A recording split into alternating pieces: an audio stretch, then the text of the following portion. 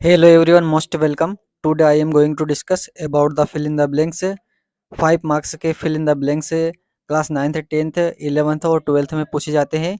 तो आज हम important fill in the blanks वाले सेंटेंस सोल्व करने वाले हैं। आज हम फिल इन द ब्लैंक्स में केवल ग्रामर से रिलेटेड क्वेश्चंस हल करेंगे। तो फर्स्ट सेंटेंस देख लेते हैं अपने यहाँ पर। इट वॉज डार्क, अंधेरा था। इट वॉज डार्क, अंधेरा था। सो इसलिए I R torch with me, इसलिए मैं अपने साथ टॉर्च लेकर गया था। यहाँ पर एक वर्ब दी है टेक। टेक का मतलब होता है लेना, है ना। तो यहाँ पर ये वर्ब है। अब देखिए यहाँ पर एक ही विकल्प दिया हुआ टेक, तो ऐसा नहीं कि स्टेप को उठा के यहाँ पर रखना है। इसका मतलब ये है कि स्टेक की जो 3 फॉर्म होती है, first form, second form, third form और एक जेरेंट फॉर्म। देखिए 4 फॉर्म होती है। ये तो फर्स्ट फॉर्म हो गई टेक, एक सेकंड फॉर्म हो गई टुक, एक थर्ड फॉर्म हो गई टेकन और एक हो गई जेरेंट फॉर्म टेकिंग। ठीक है। अब यहाँ पर ऑब्जेक्टिव के रूप में केवल टेक लिखा हुआ है, तो ये मत समझना केवल एक ही विकल्प है हमारे पास। हमारे पास विकल्प 4 है। यहाँ पर कौन सा विकल्प चूज करना है ये देखना है। वर्ब की कौन सी फॉर्म चूज करनी है ये देखना है। ठीक है। अब यहाँ पर आगे वाले सेंटेंस के ऊपर डिपेंड करेगा बाद वाला सेंटेंस। आगे वाला सेंटेंस अगर प्रेजेंट टेंस में होगा तो हम वर्ब की कौन सी फॉर्म भरेंगे, फर्स्ट फॉर्म। मतलब आगे वाला सेंटेंस अगर प्रेजेंट टेंस में होगा, मतलब उसमें अगर आपको हेल्पिंग वर्ब इज, आर और एम मिल जाए, इज, आर, एम मिले, तो समझ लेना कि उसमें वर्ब की फर्स्ट फॉर्म चूज होने वाली है। और आगे वाला सेंटेंस अगर पास्ट टेंस में हो, मतलब उसमें अगर हेल्पिंग वर्ब आपको वाज या वर मिल जाए, तो समझ लेना कि उसमें वर्ब की सेकंड फॉर्म यूज होने वाली है। आगे वाला सेंटेंस को देखना है। आगे वाला वाक्य अगर मतलब प्रेजेंट टेंस में है तो बाद वाला वाक्य भी प्रेजेंट टेंस में रहेगा। आगे वाला अगर सेंटेंस पास्ट टेंस में है तो बाद वाला सेंटेंस भी पास्ट टेंस में रहेगा। ठीक है। मतलब आगे अगर helping verb is, are, am मिले तो समझ लेना कि वो प्रेजेंट टेंस का वाक्य है, तो फर्स्ट फॉर्म भरेंगे हम उसमें। आगे वाला सेंटेंस अगर पास्ट टेंस में हो, उसमें वाज वर्ब मिले, तो फिर हम उसमें सेकंड फॉर्म भर देंगे, तो यहाँ पर सेकंड फॉर्म आ जाएगी। ठीक है। तो तराजू के दोनों पलड़े बराबर होना चाहिए। आगे प्रेजेंट तो बाद वाला भी प्रेजेंट, आगे पास्ट तो बाद वाला भी पास्ट में। ठीक है। तो हम इसमें कौन सी फॉर्म भरेंगे, पास्ट फॉर्म भरेंगे। मतलब वर्ब की कौन सी form, past form, second form. तो यहाँ पर आ जाएगा टुक। इट वाज डार्क, अंधेरा था। सो आई टुक अ टॉर्च विद मी, इसलिए मैं अपने साथ टॉर्च लेकर गया था। नेक्स्ट सेंटेंस दिया है, when I reached the station, जब मैं स्टेशन पहुंचा, the train had already leave, तो ट्रेन छूट चुकी थी। अब हमें यहां पर लीव लिखा है, तो लीव की कौन सी फॉर्म भरे, फर्स्ट फॉर्म भरे, सेकंड फॉर्म भरे या थर्ड फॉर्म भरे। यहां पर लीव लिखा है तो यहां पर ये फर्स्ट फॉर्म है, इसकी सेकंड फॉर्म होती है लेफ्ट और थर्ड फॉर्म भी होती है इसकी लेफ्ट। ठीक है। ये फर्स्ट फॉर्म लीव, ये second form left, third form left. तो कौन सी फॉर्म भरना, तीनों में से। ये है हमारे पास 3 विकल्प। ठीक है। अब यहां पर देखिए ये ब्लैंक दिया हुआ है। यहां पर अब ब्लैंक दिया हुआ है तो इसमें एक हेल्पिंग वर्ब मिल रही है हमें, हेड, है। और ये हेड जो हेल्पिंग वर्ब है, ये सातवें टेंस की हेल्पिंग वर्ब, नाम है उसका past perfect tense. Past perfect tense की हेल्पिंग वर्ब है हेड, और उसके साथ वर्ब की थर्ड फॉर्म यूज होती है। ये टेंस में हमने पढ़ा है। तो इस हेड को देखकर हमें थर्ड फॉर्म लगानी है। कौन सी फॉर्म लगानी है, थर्ड फॉर्म। तो यहाँ पर लेफ्ट आ जाएगा। थर्ड सेंटेंस है, my brother is very strong, मेरा भाई बहुत ही स्ट्रॉन्ग है। He lift 100 kg of weight, वह 100 किलो वजन उठा सकता है। जैसा कि अभी हमने फर्स्ट सेंटेंस में बताया था। फर्स्ट सेंटेंस में बताया वही कंडीशन यहाँ पर थर्ड सेंटेंस में आ गई। दो सेंटेंस दिए, देखिए आप फुल स्टॉप लगा है। My brother is very strong, मेरा भाई बहुत ही स्ट्रॉन्ग है। ही लिफ्ट, वह उठा सकता है 100 kg ऑफ वेट, 100 किलो वजन, वह 100 किलो वजन उठा सकता है। जहां पर एबिलिटी की बात हो, एबिलिटी का मतलब होता है चाहे वो माइंड वाली एबिलिटी हो, चाहे वो शारीरिक क्षमता वाली एबिलिटी हो। एबिलिटी की बात होती है तो वहां पर कैन का प्रयोग होता है और कुड का प्रयोग होता है। ये कैन वर्ब की फर्स्ट फॉर्म, ये इसकी सेकंड फॉर्म है। ये फर्स्ट फॉर्म, ये इसकी सेकंड फॉर्म है, ठीक है। कैन की सेकंड फॉर्म कुड होती है। तो यहाँ पर फर्स्ट फॉर्म और सेकंड फॉर्म दोनों फॉर्म दी गई है, फर्स्ट फॉर्म भी दी, सेकंड फॉर्म भी दी है। तरीका हमने आपको बता दिया कि आगे वाला वाक्य अगर प्रेजेंट टेंस में होगा तो बाद वाला वाक्य भी प्रेजेंट में होगा, आगे वाला वाक्य अगर पास्ट टेंस में होगा तो बाद वाला वाक्य भी पास्ट टेंस में होगा। जैसा कि मैंने यहाँ पर बताया था, आगे वाले वाक्य में इजारे मिले तो फर्स्ट फॉर्म भरेंगे, आगे वाले वाक्य में वाजवर मिले तो सेकंड फॉर्म भरेंगे। तो यहाँ पर देखिए इज आ रही है, फर्स्ट फॉर्म आ रही है। प्रेजेंट टेंस का वाक्य हेल्पिंग वर्ब इज आ रही है, मतलब आगे वाला सेंटेंस प्रेजेंट टेंस में है तो हम इधर प्रेजेंट फॉर्म ही भरेंगे। वर्ब की कौन सी फॉर्म भरेंगे? Present form. तो यहाँ पर आ जाएगा के। अगर यहाँ पर वाज होता, क्या होता है यहाँ पर? तो हम क्या भरते थे यहाँ पर? कुड भरते, ठीक है। शी इज थिंकिंग, वह सोच रही है, ऑफ अ कार, कार खरीदने की। बाई मतलब खरीदना, बाइंग का मतलब भी खरीदना, वह कार खरीदने की सोच रही है ना। अब यहाँ पर एक वर्ब दी है थिंकिंग, है ना। इसी के बाद में एक वर्ब दी है थिंकिंग। प्रेजेंट कंटीन्यूअस टेंस का वाक्य इज आ रही है, इसके बाद वर्ब की फर्स्ट फॉर्म आईएनजी, ठीक है। प्रेजेंट कंटीन्यूअस वर्ब की फर्स्ट फॉर्म में क्या लगाते हैं? आईएनजी। अब एक वर्ब तो दी हुई है पहले से, दूसरी वर्ब फिर चूज करनी, यहाँ पर भी एक वर्ब दे दी। दो वर्ब एक साथ तो आ नहीं सकती, दोनों के बीच में एक दीवार खड़ी कर दी, ऑफ, है ना। कौन सा प्रपोजिशन लगा दिया यहाँ पर? ऑफ। तो ये वर्ब की फर्स्ट फॉर्म आईएनजी, हम भी यहाँ पर आईएनजी चूज करेंगे।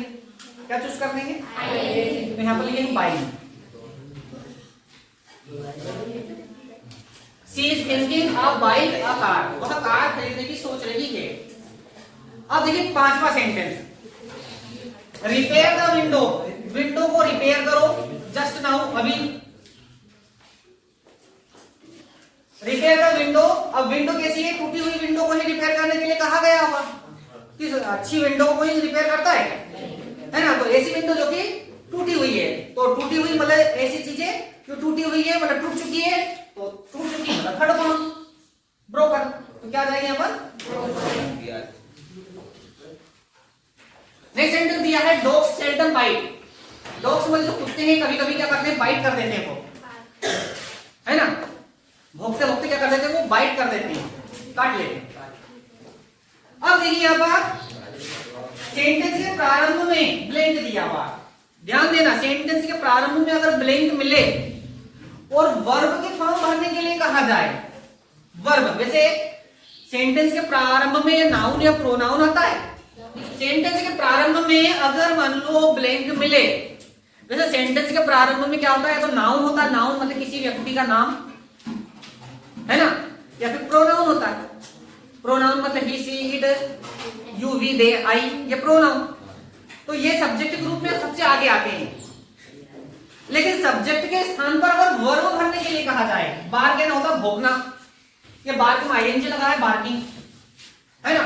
तो सब्जेक्ट के स्थान पर अगर वर्ब भरने के लिए कहा जाए तो हमेशा ध्यान रखना जेरेंड फॉर्म यूज करना है। जेरेंड फॉर्म मतलब आईएनजी वाले फॉर्म को जेरेंड फॉर्म बोलते हैं, ठीक है। और अगर जेरेंड फॉर्म अगर मान लो ऑब्जेक्ट के रूप में ना दी गई हो तो इन्फिनेटिव फॉर्म चूज करना है। इन्फिनेटिव फॉर्म क्या होती है? वो तुम्हें ऑब्जेक्ट के रूप में लिख देता है। इन्फिनेटिव फॉर्म होती है जिसके आगे टू लिखा हो, टू बार, ऐसे, ये इन्फिनेटिव फॉर्म है।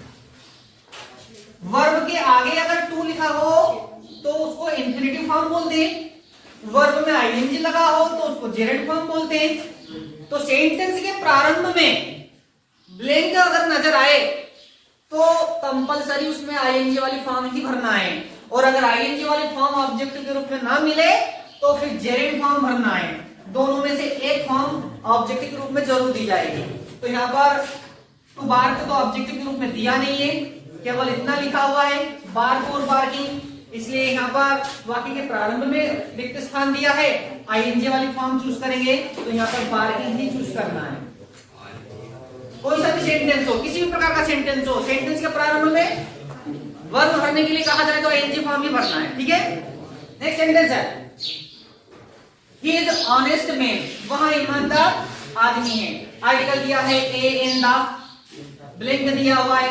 आर्टिकल के सारे रूल्स मैंने पहले ही आपको लिखवा दिए हैं। सबसे पहले हम देखते हैं दा क्या है, डेफिनेट आर्टिकल है जो डेफिनेट चीजों के आगे चूज होता है। बार बार बताने की जरूरत ना पड़े आपको, डेफिनेट कौन कौन सी चीजें होती है, द्वीप, महाद्वीप, सागर, महासागर, खाड़ी, पर्वत, पठार, नदियों के नाम, धार्मिक पुस्तकों के नाम, ऐतिहासिक ग्रंथों के नाम, वाद्य यंत्रों के नाम, लड़ाकू विमानों के नाम, राजनीतिक पार्टियों के नाम, ये सारे नाम डेफिनेट होते हैं। और डेफिनेट की चीजें जो डेफिनेट वर्ड होते हैं उनके आगे आर्टिकल दा यूज होता है। लेकिन यहाँ तो ऑनेस्ट मैन लिखा है, ईमानदार आदमी, ये कोई डेफिनेट वर्ड नहीं, तो दा का इस्तेमाल होगा नहीं। ए और एन का इस्तेमाल, ए का इस्तेमाल और एन का इस्तेमाल आपको बता दिया। ए का प्रयोग उन शब्दों के पूर्व जिनका उच्चारण हिंदी वर्णमाला के व्यंजन से प्रारंभ होता है, उनके आगे ए लगाते हैं, और उन शब्दों के पूर्व जिनका उच्चारण हिंदी वर्णमाला के स्वर से प्रारंभ होता है उनके आगे एन लगाते हैं। अब हमें क्या करना है, इस वर्ड को हिंदी में लिख के देखना है, साउंड देखना उसका, ऑनेस्ट, ऑनेस्ट, इसको ऑनेस्ट पढ़ना है। और यहाँ पर साउंड क्या आ रहा है, आ। आठवां सेंटेंस दिया हुआ है I haven't bought milk today, मैंने आज दूध नहीं खरीदा है। अब यहाँ पर दो डिटरमिनर्स दिए, या सम और दूसरा दिया एनी, ठीक है। अब हमें क्या करना है, सेंटेंस को पहचानना है। सबसे पहले हम सम का नियम पढ़ लेते हैं। सम का प्रयोग होता है अफर्मेटिव सेंटेंस। अफर्मेटिव अगर सेंटेंस दिया हो तो उसमें सम लगाएंगे। और एनी का प्रयोग कहां होता है, यदि सेंटेंस नेगेटिव दिया हो, यदि सेंटेंस नेगेटिव दिया हो तो एनी का इस्तेमाल करना है, ठीक है। नेगेटिव का मतलब नॉट वाला सेंटेंस होता है तो एनी, और बिना नॉट वाला हो तो सम। अगर सेंटेंस में ऑफर दिया गया हो, क्या दिया हो, ऑफर, ऑफर, जैसे वुड यू टेक टी, क्या तुम चाय पियोगे, टाइप का कोई ऑफर दिया गया हो तो उसमें सम का इस्तेमाल करेंगे। और यदि सेंटेंस इंट्रोगेटिव दिया गया हो, इंट्रोगेटिव मतलब प्रश्नवाचक, यदि इंट्रोगेटिव सेंटेंस दिया गया हो तो उसमें एनी का इस्तेमाल करेंगे, ठीक है। वैसे ये ऑफर वाला सेंटेंस भी इंट्रोगेटिव ही होता है, ऑफर वाला सेंटेंस भी इंट्रोगेटिव ही होता है, लेकिन ये मॉडल वर्ब विल या वुड से शुरू होता है तो समझना उसमें ऑफर दिया गया है, विल या वुड से शुरू होगा तो, है ना। और इंट्रोगेटिव आप जानते ही हो, इंट्रोगेटिव सेंटेंस में हेल्पिंग वर्ब शुरू में आती है, बाकी के प्रारंभ में इंट्रोगेटिव सेंटेंस में हेल्पिंग वर्ब आती है। बाकी का जो वाक्य है वो कहां से शुरू होता है, हेल्पिंग वर्ब। इस सेंटेंस को देख लेते हैं, यहाँ पर नोट लगा हुआ एन टी, हैव के साथ एन टी लिखा हुआ है, एपोस्ट्रोफी लगी हुई है, नोट की शॉर्ट फॉर्म दी हुई है एन टी। आई हैवंट, इसका मतलब ये सेंटेंस नेगेटिव है, कैसा है, और नेगेटिव सेंटेंस है तो क्या इस्तेमाल करेंगे हम, एनी, यहाँ पर एनी लगा देंगे, ये एनी हो गया। How students are present today, आज कितने स्टूडेंट उपस्थित हैं। मेनी और मच दोनों डिटरमिनर्स के बारे में मैंने आपको बताया है। मेनी का प्रयोग होता है काउंटेबल नाउन, मेनी, मेनी का प्रयोग होता है काउंटेबल नाउन। जो काउंटेबल नाउन होती है, काउंटेबल नाउन जिनको गिन सके, जिन चीजों को गिना जा सकता है वो काउंटेबल होती है, उनके आगे मेनी लगाएंगे। और ऐसी चीजें जिनको काउंट नहीं कर सकते हैं, अनकाउंटेबल हो, उनके आगे मच का प्रयोग करेंगे, मेनी और मच। काउंटेबल और अनकाउंटेबल देखना है। जो ब्लैंक दिया है उस ब्लैंक के बाद जो वर्ड है उसको देखना है, वो काउंटेबल है या अनकाउंटेबल, उसको गिन सकते हैं कि नहीं गिन सकते हैं, ठीक है। स्टूडेंट्स लिखा हुआ है, स्टूडेंट्स को गिना जा सकता है ना?